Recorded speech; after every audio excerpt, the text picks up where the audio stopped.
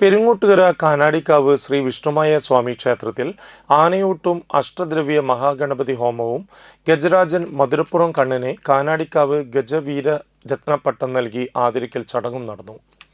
നാദസ്വരമേളത്തിൻ്റെയും താലപ്പൊലിയുടെയും അകമ്പടിയോടെ ക്ഷേത്ര നടപ്പുരയിലേക്ക് ആനയിച്ച മധുരപ്പള്ളി കണ്ണനെ നടയിൽ സാന്നിധ്യമായി ഗജപൂജ നടത്തി.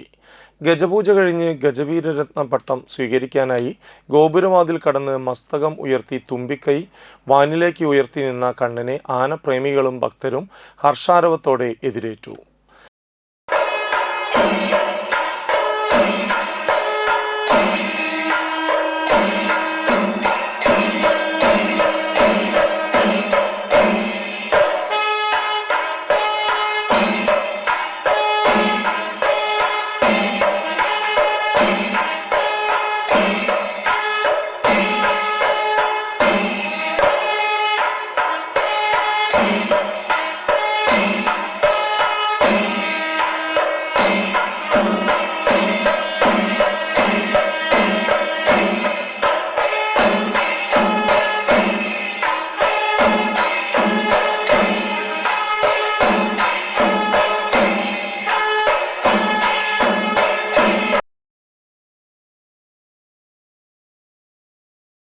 കേരളത്തിലെ തിടമ്പേറ്റി എഴുന്നള്ളിക്കാവുന്ന എണ്ണം പറഞ്ഞ നാട്ടാനകളിൽ ഏറ്റവും അഴകളവത്ത കരിവീരനും ഏറെ ഇണക്കമുള്ള ശാന്തപ്രകൃതനായ കണ്ണനെ മഠാധിപതി ഡോക്ടർ വിഷ്ണുഭാരതീയ സ്വാമി കാനാടിക്കാവിൻ്റെ ഗജവീരരത്ന പട്ടം നൽകി ആദരിക്കുകയും തുടർന്ന് ഔഷധക്കൂട്ടുകളടങ്ങിയ ചോറുരുള നൽകിക്കൊണ്ട് ആനയൂട്ടിന് തുടക്കമാവുകയും ചെയ്തു.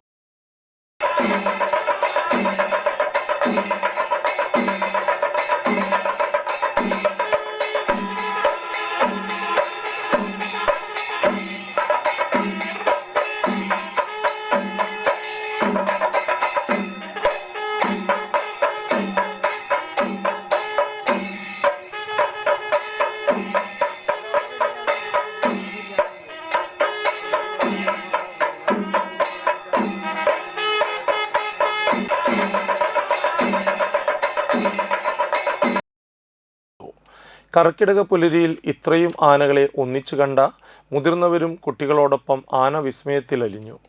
ആനവായിൽ പഴങ്ങൾ നൽകി ആ തുമ്പിക്കൈകളിലൊന്ന് തൊടാൻ ഭക്തർ തിരക്കുകൂട്ടി. ക്ഷേത്രമുറ്റവും മൈതാനവും നിറഞ്ഞ് റോഡിലേക്കും ജനത്തിരക്ക് നീണ്ടു. അഷ്ടചൂർണ ഔഷധക്കൂട്ടടങ്ങിയ ചോറും ദ്രവ്യങ്ങളും കരിമ്പ്, പൈനാപ്പിൾ, തണ്ണിമത്തൻ, മറ്റ് പഴവർഗ്ഗങ്ങളുമാണ് ആനയൂട്ടിനായി ഒരുക്കിയത്. കലാ, സാംസ്കാരിക, രാഷ്ട്രീയ രംഗത്തുള്ളവർ ഉൾപ്പെടെ സമൂഹത്തിൻ്റെ വിവിധ മേഖലകളിലുള്ള ആയിരക്കണക്കിന് ആളുകൾ ആനയൂട്ട് കാണാനെത്തി. തിരുവാണിക്കാവ് രാജഗോപാലൻ, മധുരപ്പുറം കണ്ണൻ, പൂത്രിക്കോവിൽ പാർത്ഥസാരഥി, ശ്രീലക്ഷ്മി സാവിത്രി, പെരുന്ന ശ്രീവള്ളി തുടങ്ങി 20ഓളം ആനകൾ പങ്കെടുത്തു. ഗണപതി ഹോമത്തിനും ഗജപൂജയ്ക്കും സൂര്യകാലടിമന പരമേശ്വരൻ ഭട്ടതിരിപ്പാട് മുഖ്യ കാർമ്മികനായി. കാനാടിക്കാവ് ട്രസ്റ്റ് മെമ്പർമാരായ സൈലേഷ് കാനാടി, സൈജു കാനാടി, കൃഷ്ണരാജ് കാനാടി, ശ്രീകൃഷ്ണൻ കാനാടി എന്നിവർ ചടങ്ങുകൾക്ക് നേതൃത്വം നൽകി.